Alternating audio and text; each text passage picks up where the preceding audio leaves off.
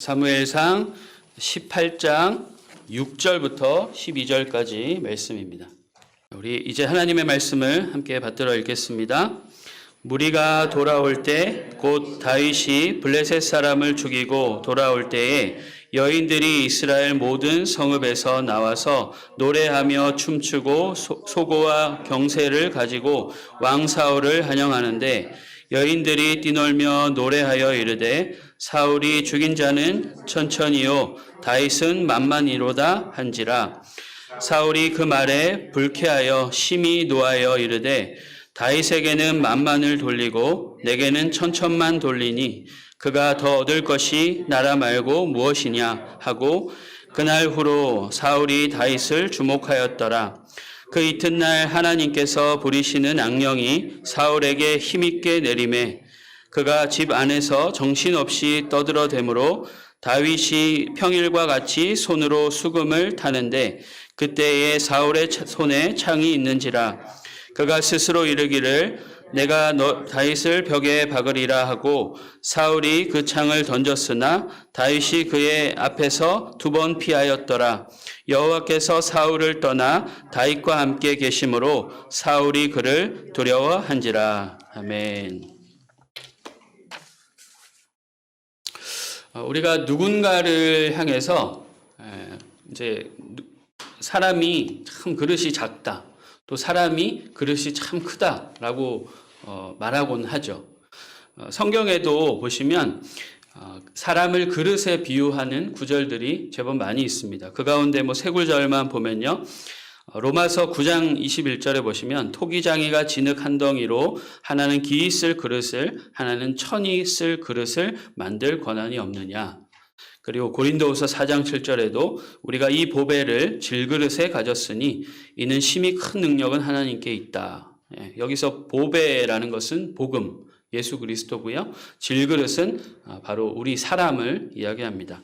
그리고 베드로전서 3장 7절에도 보시면 너희 아내와 동거하고 그를 더 연약한 그릇이요 또 생명의 은혜를 함께 이어받을 자로 알아 기이 여기라. 역시 그릇으로 표현한 것을 우리가 알 수 있습니다. 우리가 사람을 그릇으로 비유했다라는 것을 한번 생각해 볼 때 그 사람의 마음과 중심에 무엇을 담느냐, 무엇으로 채우느냐에 따라서 인생이 완전히 달라질 수도 있겠다라는 생각을 우리가 해볼 수 있습니다. 실제로 오늘 본문에는 귀하게 만들어졌으나 천이 사용된 그릇이 있습니다. 바로 사울이죠. 사울은 하나님께 아주 훌륭한 왕으로, 그런 왕의 자질을 갖고 있는 자로 이제 선택되어서 이스라엘의 초대 왕이 됩니다. 사울이 어떤 사람이었냐면요. 성경에서 인물이 아주 좋은 사람으로 그렇게 표현하고 있습니다. 그리고 키도 훤칠했던 것 같아요. 그래서 성경에 보면 인물이 좋고 키가 커서 많은 사람들이 이제 사울을 보면서 흡족해 했다라는 것을 말씀을 통해서 우리가 알 수 있습니다. 왕다운 면모를 갖췄다라고 볼 수 있고요. 그리고 아주 겸손했습니다. 부끄러움이 많았죠. 크고 잘생긴 그런 외형과 달리 이제 부끄러움이 있었습니다. 그래서 사무엘이 불렀을 때 진보다리에 숨었다, 그렇게 성경은 표현하고 있는데요. 그가 얼마나 겸손했는지 말씀은 말해주고 있습니다. 또 사울은 사람을 긍휼히 여기는 마음이 있었어요. 암몬 사람들이 야베스 사람들을 괴롭혔을 때 야베스 사람들이 사울에게 도와달라라고 했을 때 사울이 마치 자기 일인 양 아주 앞서서 전쟁에서 그렇게 암몬 사람들로부터 야베스 사람을 도와줘서 구해주는 그런 일들도 말씀에 잘 나와 있습니다. 이렇게 너무 훌륭했던 이 사울이 우리가 잘 아는 것처럼 그다지 좋은 인생을 잘 살지 못했습니다. 성경에 보시면 블레셋이라는 사람들이 나오죠. 이번에 우리가 새벽에 말씀 볼 때도 삼손이 블레셋 사람들을 이제 치기 시작했다라고 되어 있는데요. 이 사울 당시에도 블레셋이 계속해서 이스라엘 백성을 괴롭혔어요. 가끔 싸워서 이기기도 했지만 이 블레셋은 아주 싸움꾼이었습니다. 그래서 전쟁에 아주 능한 자들이었기 때문에 블레셋으로 인해서 이스라엘이 아주 한시도 조용할 날이 없었어요. 그 가운데 우리가 잘 아는 사람, 골리앗이라는 사람 있죠. 골리앗 사람이 키가 한 3m 정도 됐던 것으로 보입니다. 우리가 이 성경에 보면 골리앗이 6규빗 한 뼘이라고 그렇게 나와 있는데, 이 한 규빗을 이제 50cm라고 보통 보거든요. 그래서 계산하면 3m 정도 된다라고 할 수 있습니다. 이렇게 큰 골리앗 앞에 이스라엘 백성들이 어땠을까요? 다리를 후들후들 떨면서 두려워했죠. 모두가 다 두려워할 때 정말 혜성같이 한 소년이 그의 앞에 나타나죠. 그의 앞에 나타나가지고 골리앗이 막 이제 이스라엘을 모욕하니까, 너희 신 도대체 어디 있느냐 막 이렇게 모욕하니까, 어디 감히 하나님을 모욕하느냐, 만군의 여호와의 이름으로 내가 너와 싸우겠다 이러면서 만군의 여호와가 나에게 너를 붙여주실 거다 이렇게 탁 하면서 진짜로 물맷돌로 슝슝슝 해가지고 팍 해서, 만화 영화 우리 주일학교 아이들 그 만화 영화로 보시면 진짜 웃깁니다. 재밌어요. 막 훅 해서 팍 하면 이제 골리앗이 이마 여기 딱 미간에 탁 맞고 팍 쓰러집니다. 결국 이제 이스라엘의 영웅이 되었죠.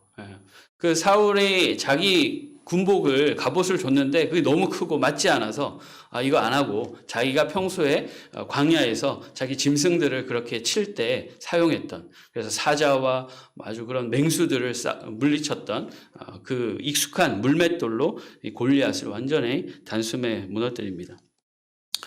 이로 인해서 다윗이 많은 사람들에게 사랑받아요. 먼저 요나단, 사울의 아들 요나단이 그를 너무너무 사랑합니다. 너무너무 사랑해요. 그래서 자기 겉옷과 갑옷과 칼과 다 줘요. 그게 성경에 아주 자세히 나와 있습니다. 그리고 초대 왕이었던 이 사울도 대단히 다윗에 대해서 흡족해 했습니다. 오늘 우리 같이 말씀 볼까요? 사무엘상 18장 2절 말씀 우리 같이 읽겠습니다. 그날에 사울은 다윗을 머무르게 하고 그의 아버지의 집으로 다시 돌아가기를 허락하지 아니하였고, 그 다윗의 아들, 다윗의 아버지 이새의 집으로 돌려보내지 않을 만큼 다윗을 너무나 아꼈습니다. 그래서 다윗은 이 사울에게 사랑받으면서 이제 전쟁에 불려다니면서 그렇게 이스라엘의 군인으로 그렇게 아주 승승장구합니다. 가는 곳곳마다 다윗이 얼마나 지혜롭고 용맹스럽고 하나님이 함께해 주셨는지 가는 전쟁마다 승리를 하게 돼요. 그래서 나중에는 이제 사울이 다윗을 군대 장관으로 다윗을 삼습니다. 군대 장관으로 삼아서 이제 전쟁을 하게 되죠. 그러니까 많은 사람들이 될 사람이 됐다, 군대 장관 될 사람이 됐다라고 흡족해 했죠. 그래서 다윗이 이제 열심히 또 군대 장관으로 이스라엘을 대표해서 사울의 군대의 수장으로 그렇게 열심히 전쟁을 치르게 됩니다. 그러던 어느 날 이제 여느 때처럼 사울의 군대가 이 다윗이 앞서서 전쟁을 이 블레셋과의 전투에서 아주 대승을 하고 이제 돌아오게 됩니다. 대승을 하고 돌아오면서 이제 사람들이 막 환영하죠. 아주 훌륭하게 잘 싸웠다라고 막 이제 환영합니다. 제가 어렸을 때 제가 이제 시골에 태어났으니까 이제 강원도 삼척이면 늘 현수막에 그런 게 붙어요. 삼척 씨의 아들, 누구 행정고시 합격 이런 거 막 붙습니다. 보셨죠? 항구지 마을에는 그런 게 없는 것 같은데. 아마 곳곳에 제가 이제 살던 그 시골에는 그런 것들이 있었어요. 비슷하지 않았을까 생각해 봅니다.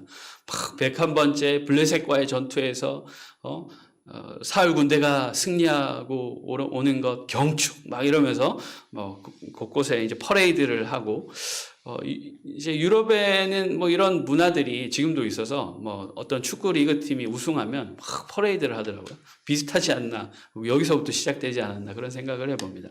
그래서 이제 개선 아주 그런 장군 딱 이렇게 대접을 이제 받고 들어왔는데 오늘 말씀해 보시면 우리 6절 말씀 우리 같이 한번 보겠습니다. 6절 말씀. 자, 무리가 돌아올 때 곧 다윗이 블레셋 사람을 죽이고 돌아올 때에 여인들이 이스라엘 모든 성읍에서 나와서 노래하며 춤추며 소고와 경새를 가지고 왕 사울을 환영하는데. 자, 여기까지 보시면 누가 제일 큰 환영을 받냐면 사울입니다. 왜냐하면 이스라엘의 왕이잖아요. 그러니까 당연히 사울이 제일 큰 환영을 받았어요. 높임을 받았습니다. 그런데 몇몇 여인들의 노래 가운데 사울 왕을 제일 환영했지만 어떤 노래를 해요? 사울이 죽인 자는 천천히요, 다윗은 만만이로다. 네. 그런 노래 한 구절이 이 사울의 마음을 확 사로잡습니다. 그러니까 기분이 너무 좋았죠. 승리했고 내게 이 다윗과 같은 참 훌륭한 군대 장관이 있어서 내가 싸움에서 이번에도 큰 대승을 거뒀구나. 너무 자랑스럽고 좋다.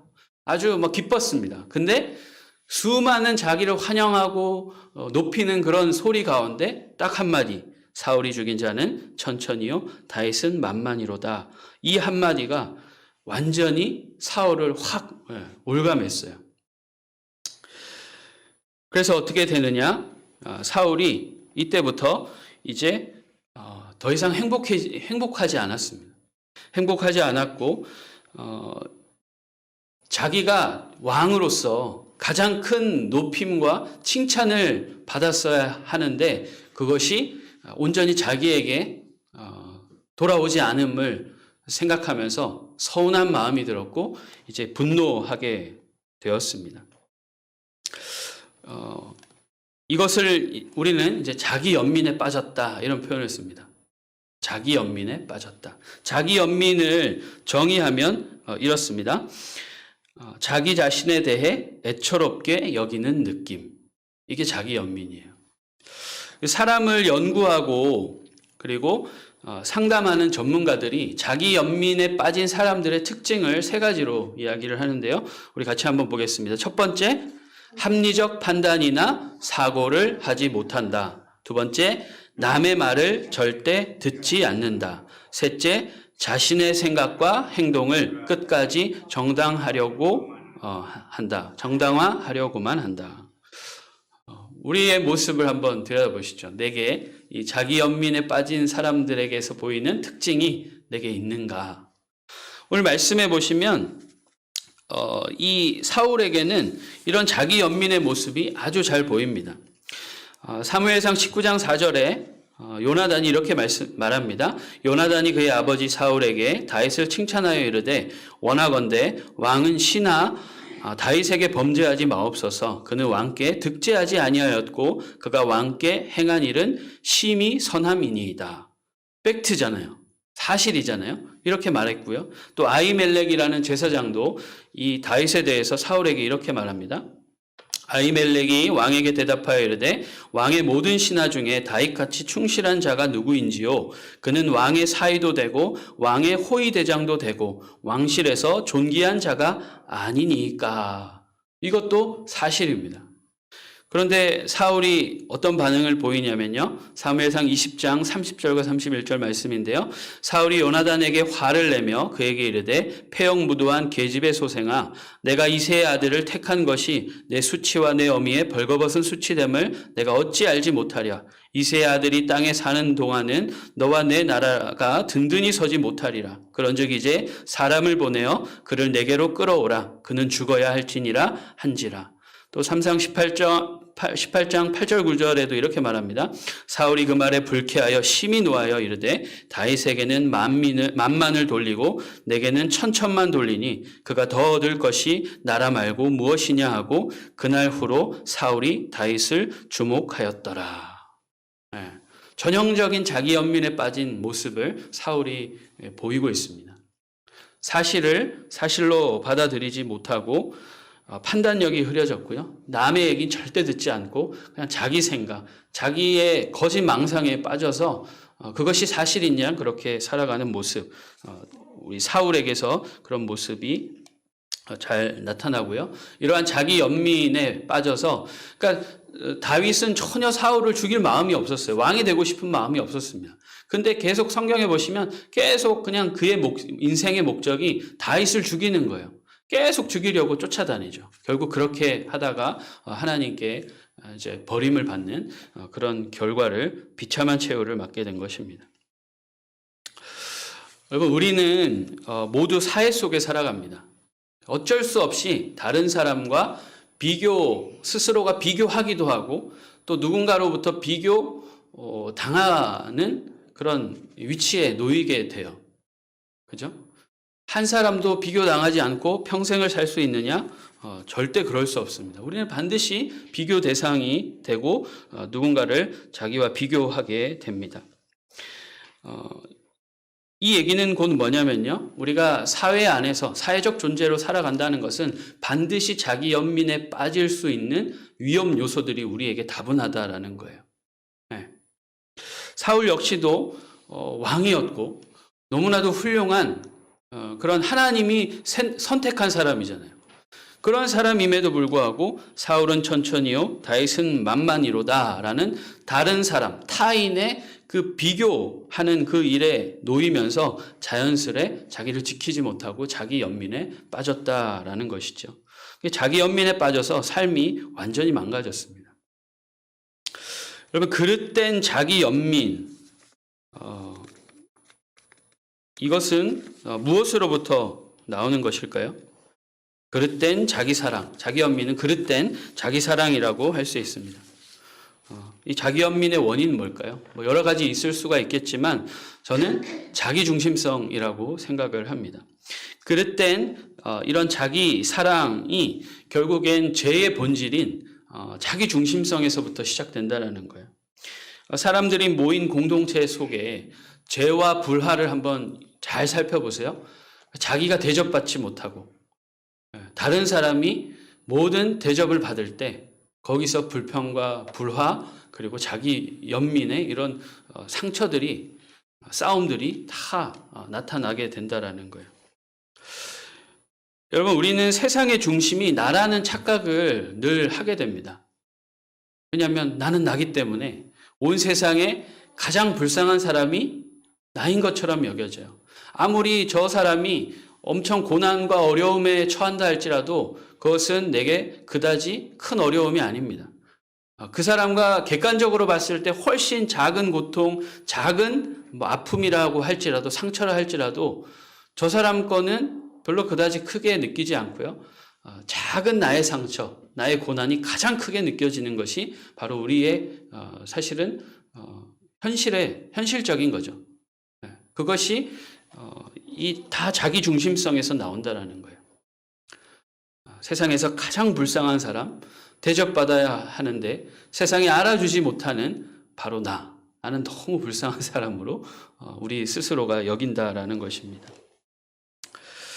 오늘 말씀을 보시면서 이 사울의 이러한 행동은 사울의 의지로 될 게 아니었다라고 말하고 싶은, 변호하고 싶은 분들이 혹시 계실지도 모르겠어요. 왜 그러냐면 우리 3상 18장 10절 말씀 같이 한번 읽겠습니다.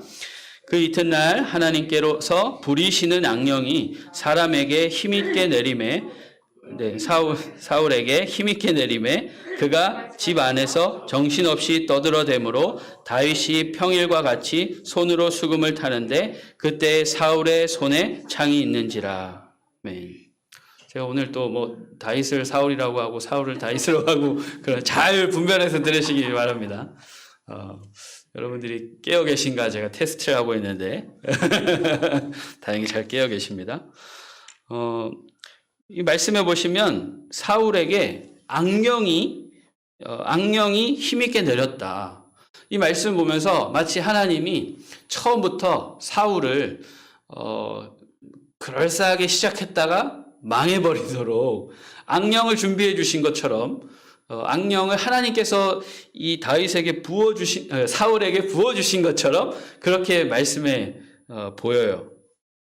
여러분들 이렇게 보는 것은 절대 옳지 않습니다. 왜냐하면 하나님은 우리를 인격적인 존재로 지으셨어요. 그래서 유다도 마찬가지예요.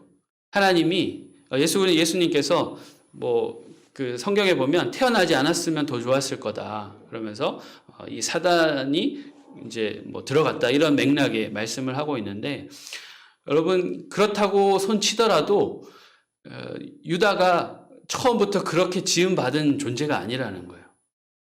하나님은 그렇게 부당하신 분이 아닙니다. 누구에게는 하나님의 영을 부어주고 누군가에게는 사단의 영을 부어주고 그렇지 않다고 봐요. 저는 성경에서 전체를 보면. 그래서 오늘 이 말씀을 어떻게 이해해야 하냐면 이 말씀으로 우리가 좀 해석하면 좋을 것 같아요. 창세기 4장 7절 말씀인데요. 우리 같이 한번 읽겠습니다. 내가 선을 행하면 어찌 낯을 들지 못하겠느냐. 선을 행하지 아니하면 죄가 문에 엎드려져 있느니라. 죄가 너를 원하나 너는 죄를 다스릴지니라. 아멘. 하나님께서 가인에게 하신 말씀이에요. 죄가 아무리 네 앞에 놓여 있다 할지라도 너는 죄를 다스리라. 다스려야 한다. 그 말씀을 한 겁니다. 그러니까 사울이 이런 자기 연민에 빠지게 되는 그 순간 사울은 어떻게 해야 하냐면 아니지. 하나님이 내게 이런 다윗을 붙여주셨지. 그래서 내 군대가 승리했구나. 이렇게 해석했어야 됩니다. 충분히 그럴 수 있었어요. 왜냐하면 자기는 하나님이 세워주신 왕이었잖아요. 그런데 그렇게 하지 못하고 자기 연민, 물론 서운할 수 있었습니다. 충분히 서운은 했을 거예요. 그렇지만 사울은 그렇게 내버려 뒀으면 안 되는 거죠. 자기가 죄를 자처한 것이고 자기 연민에 스스로가 죄를 다스리지 못하고 빠져들어간 것입니다.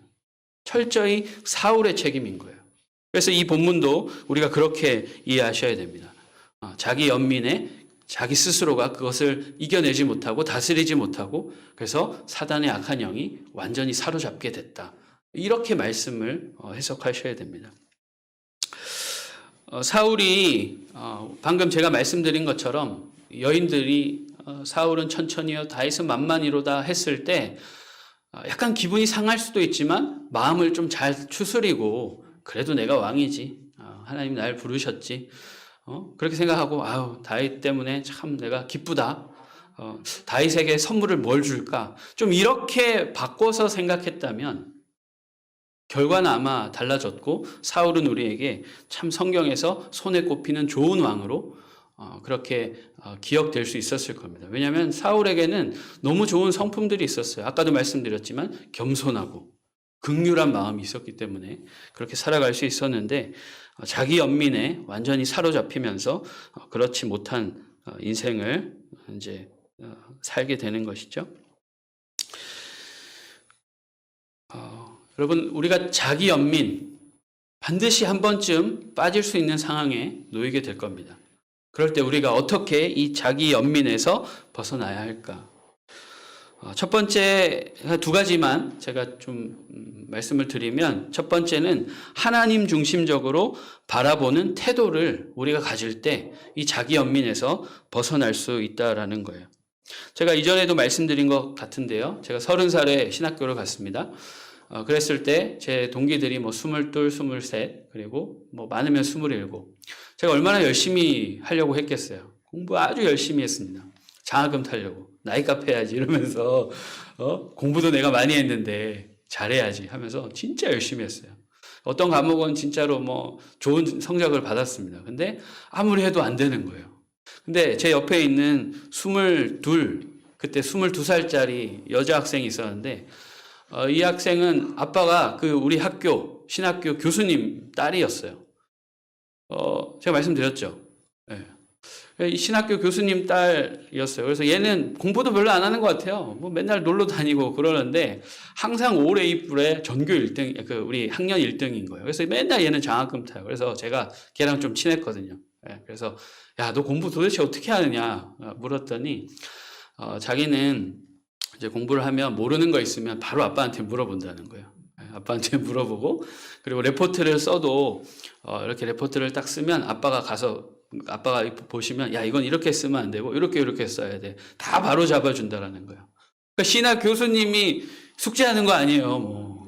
그러니까 당연히 1등을 할 수밖에 없죠. 그거를 제가 이제 걔는 지금 그 나이가 어린, 제가 소식이 끊겨서 잘 모르겠는데, 제가 몇 년 전에 콜롬비아 대학인가 어디 이제 박사과정 하는 걸 제가 확인을 했어요. 뭐 이제 교수 되겠죠. 제가 그때 당시에 얼마나 절망스러웠는지, 나는 눈 뜨고 태어났더니 강원도 삼척 시골 촌놈으로 태어났고, 저희 부모님은 뭐 지금이야 막 나중에 공부하셔가지고 뭐 지금은 뭐 사회복지도 하시고 뭐 그렇게 대학도 마치셨지만, 뭐 제가 그때 뭐 다 부모님 초졸이셨거든요.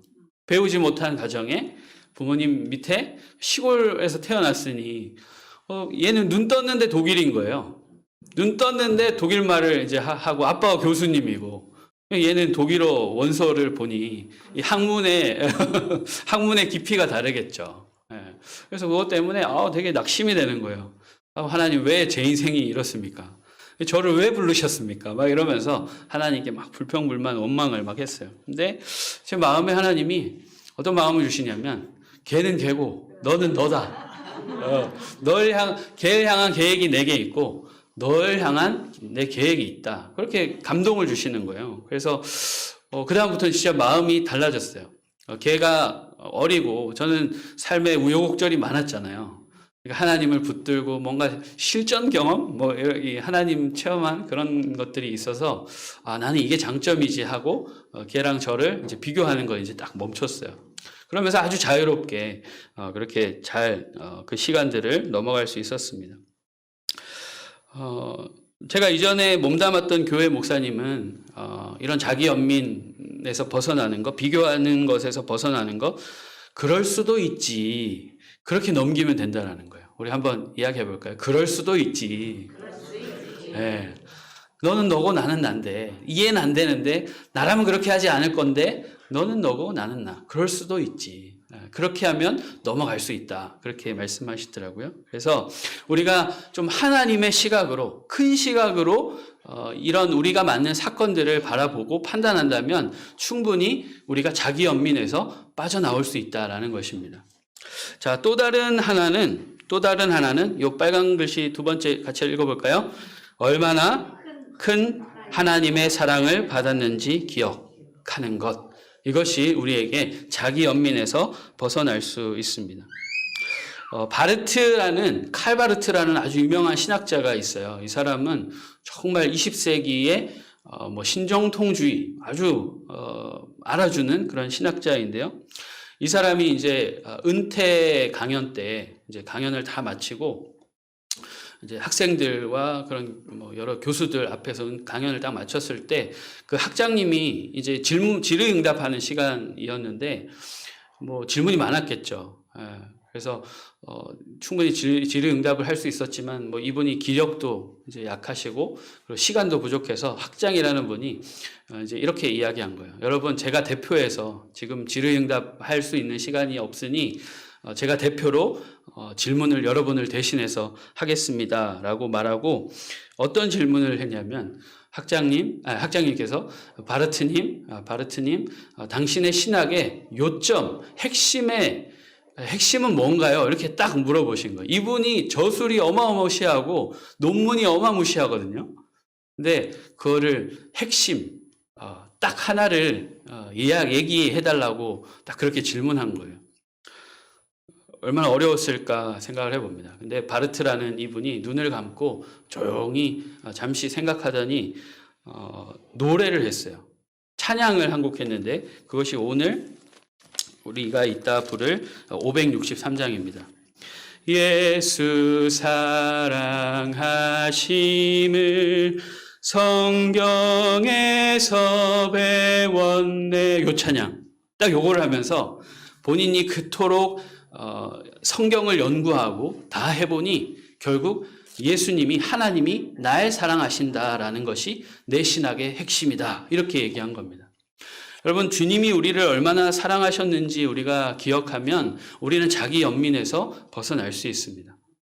우리는 끊임없이 비교하고 저 사람이 낫네, 왜 나는 이렇네 하면서 우리 스스로를 괴롭힐 수 있는 요소가 너무너무 다분한 사람이에요. 그렇기 때문에 오늘 말씀을 기억하십시오. 사울의 이런 모습들을 반면교사 삼아서 우리 스스로가 하나님 중심적으로 바라보려고 하는 태도로, 그리고 하나님이 나를 얼마나 사랑하셨는지, 내가 얼마나 그 큰 사랑을 하나님께 받았는지 우리가 기억하면 우리가 자기 연민에서 충분히 자유로울 수 있다라고 말씀을 드립니다. 우리 마지막에 요거 하나 같이 읽고 오늘 말씀을 마치겠습니다. 우리 같이 한번 읽어볼까요? 소리가 난다고 다 붙잡지 말고 떠오른다고 아무 것이나 우리 그릇에 채워서는 안 됩니다. 붙들어야 할 소리를 붙들어야 하고 담아야 할 것들을 우리 그릇에 채워야 합니다. 이게 누가 한 말일까요? 멋진 말인 것 같습니까? 별로 그렇게 안 하다 하시는. 제가 했는데. 제가 써놓고도, 참 좋은 말이다. 그런 생각을 했어요. 여러분, 우리 마음에는 수많은 소리가 들립니다. 수많은 것들이 우리 마음의 그릇에 차지하려고 해요. 그럴 때 그냥 들린다고 해서 많은 것 담겨야 할 내용들이 다 우리 마음에 담긴다고 해서 그냥 내버려 두시면 안 돼요. 들어야 할 소리를 들으셔야 되고 듣지 말아야 할 소리는 커트하셔야 돼요. 담아야 할 것들은 담으셔야 되고 담지 말아야 할 것들은 흘려보내셔야 됩니다.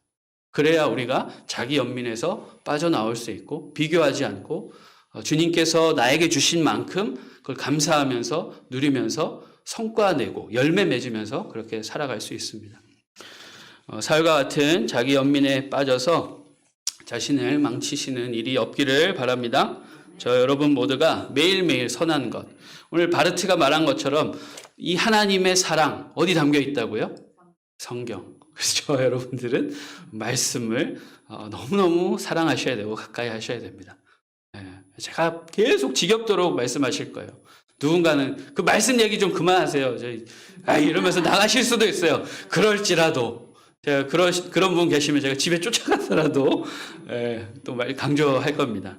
그래서 이 하나님의 사랑이 말씀에 담겨 있기 때문에 말씀을 가까이 하신다면, 그래서 하나님 중심적인 태도를 갖고 또 하나님이 얼마나 우리를 사랑하셨는지 우리 마음에 잘 담는다면 우리는 아름다운 그리고 행복한 주의 백성의 삶을 잘 살아낼 수 있을 것입니다. 그 은혜가 저와 여러분에게 있길 바랍니다.